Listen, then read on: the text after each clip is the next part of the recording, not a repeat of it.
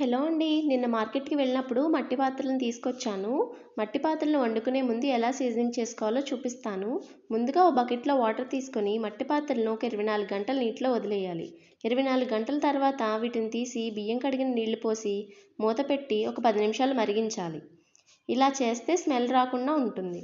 ఇలా మరిగాక నీళ్లు వంచేసి మామూలు పీచుతో సబ్బు లేకుండా కొంచెం నిమ్మరసం వేసి మామూలుగా క్లీన్ చేసేసుకోండి. ఇప్పుడు తడి ఆరిపోయాక ఒక క్లాత్తో తుడిచేసుకొని నూనె తీసుకొని గిన్నె లోపల బయట మొత్తం అప్లై చేసుకొని ఒక 3 గంటల ఎండలో ఆరబెడితే సరిపోతుంది. నేనైతే ఈరోజు చికెన్ కర్రీ చేశాను. చాలా బాగా కుదిరింది. ఇదే కాక నేను ఇంకా కొన్ని ఐటమ్స్ కూడా తీసుకున్నాను. టీ కప్స్, చిన్న కుండ, ఒక డిబ్బి ఇవన్నీ తీసుకున్నాను.